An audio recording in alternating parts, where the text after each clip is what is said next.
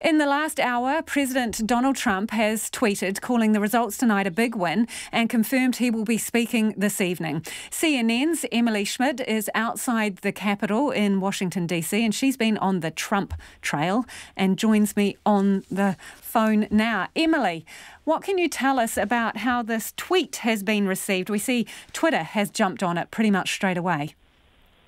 Lisa, it's good to talk with you. And really, in some ways, it is not a surprise that the president chose to convey this major message, not through traditional means, but through Twitter. And that was his way to get his message out. And boy, has it. I think the fact that it came just moments after Joe Biden had taken to the stage talking socially distanced. When he was talking, you could hear the horns that were gathering and honking in the way that they have throughout his most recent campaign stops. Joe Biden said he should not decide this election, that Donald Trump should not decide this election, that the voters should decide this election.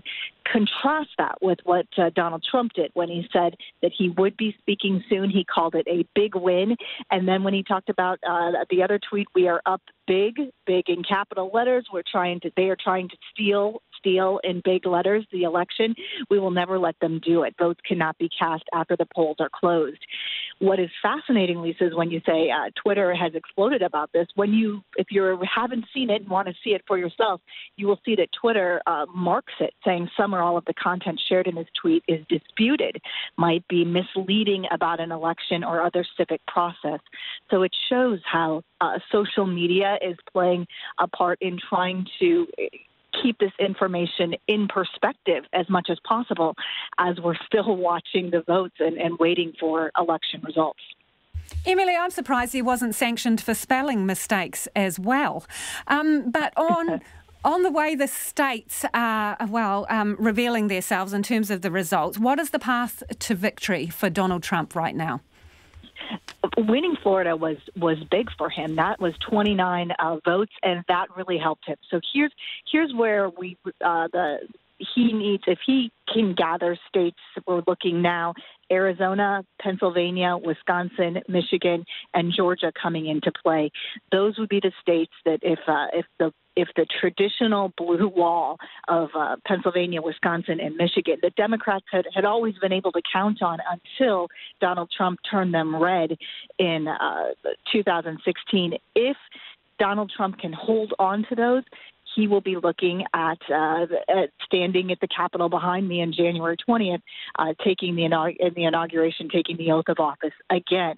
Joe Biden right now, though, when you talk to the Democratic campaign, they are saying, listen, it would have been nice to win Florida. We did what we could there. We had distracted the Republicans to keep attention away from these other states and really have to focus there.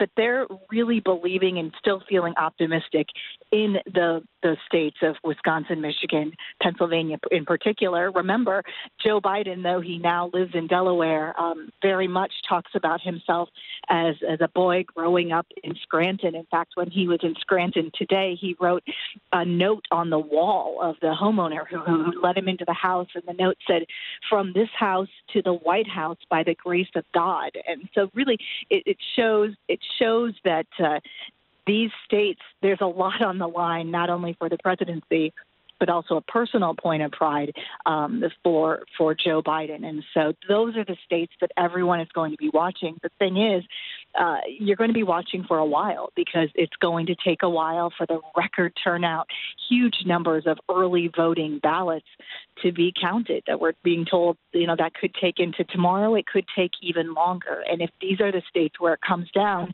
we aren't going to know an answer, despite what anyone says in a press conference or in a tweet. Thanks, Emily. That's Emily Schmidt from CNN, and she is at the Capitol in Washington, D.C.